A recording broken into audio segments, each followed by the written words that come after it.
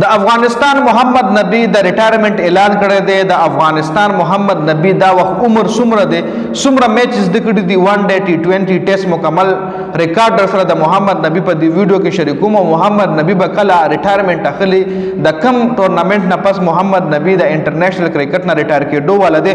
مکمل تفصیلی در سره په دې ویډیو کې شریکوم. د محمدنبی په مکمل کیریئر باندې هم خبره کوو. محمدنبی په افغانستان کې د کم ځای نه دی، په هغې باندې هم تفصیلا خبره کوو.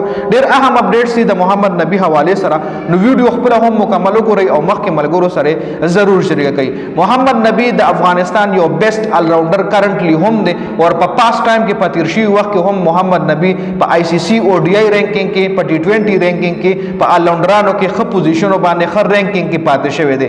محمدنبی د افغانستان د لوګر علاقې نه تعلق لري، او دا وخت د محمدنبی عمر یو کم 40 کاله دی.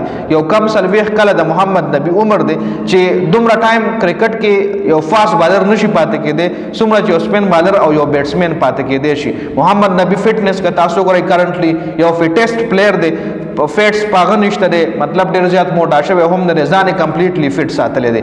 دا خو د محمدنبی حوالې سره لږ ډېر انفارمیشن. اوس په راشو مونږ د ده په بیټنګ پرفارمنس باندې په خبرو کوو. آل راؤنډر دی، بیټنګ پرفارمنس په T20 ټیسټ او ODI کې، او بیا هغې نه پس بالنګ پرفارمنس T20 ټیسټ او ODI چې کوم ریکارډ دی در سره هم شریکوم.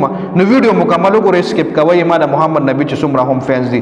بیټنګ کې ټونه پهله په بیټنګ باندې خبره کوو. بیټنګ کې د 3 ټیسټ میچونه کړي دي. پهله په ټیسټ خبره کوو. 3 ټیسټ میچونو کې شپږ اننګزو کې د 33 رنزونه کړي دي، 88 بالونه یې وهلي دي.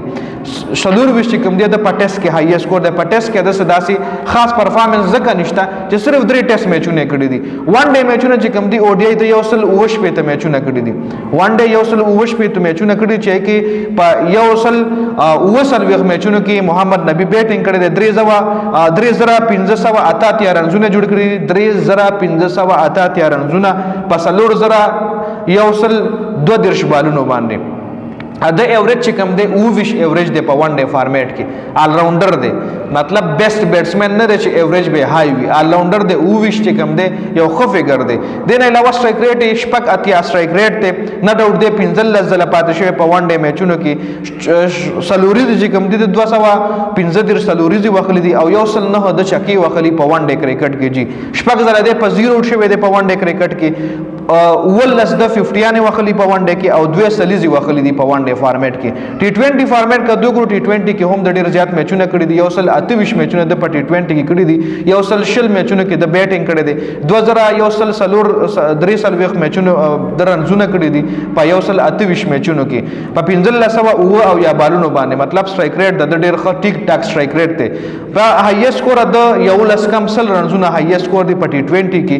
او بل ایوریج چې کوم دی 22.2 چې کوم دی د اوریج دی په T20 فارمیټ کې. 115 د سټرایک ریټ دی، ښه سټرایک ریټ دی 115، مطلب 100 فخر زمان هم تقریبا 138 پورې خو شاید هغه سټرایک ریټ ته په T20 کې.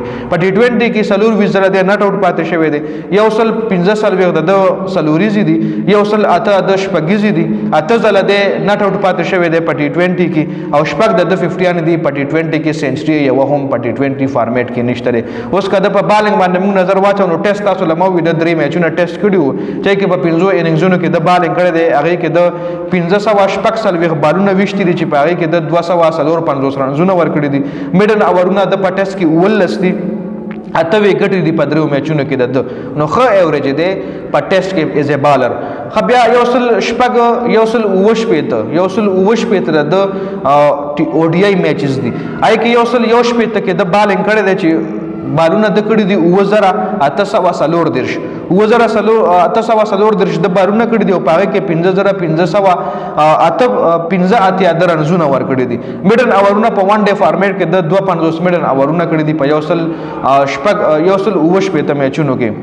وکټ 102 او یا وکټ دي. اور دې نه علاوه اکانومي چې کوم دا د ټیسټ کې 4.28 اکانومي سره.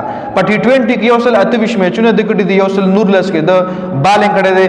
2200 د بالونه کړي دي چې په 2200 بالونو باندې د 2600 تقریبا 2900 رنزونه ورکړي دي په 2200 بالونو باندې د 2900 رنزونه ورکړي دي په ټي 20 فارمیټ کې 15 د میډن اورونه دي په ټي 20 کې وکټ د سلور کم سل دي په ټي 20 کې ایوریج ته کم دی د 28 دی او اکانومي د 9.33 د اکانومي ده مطلب یو ښه آل راونډر پاتې شوی د افغانستان طرفه ښه گیمونه کړي دي په او ډی آی په ټي 20 رینکینګ کې هم ښه رینکینګ کې پاتې شوی دی نو دا مکمل د محمد نبی کیریئر په ټي 20 کې ټیسټ کې ون ډے کې ایز ا بالر ایز ا بیټسمن تاسو سره ما په دې ویډیو کې شریک کو د ویډیو کترو ډیر زیاته مننه کوم ویډیو مخکې ملګرو سره شریک کړئ والسلام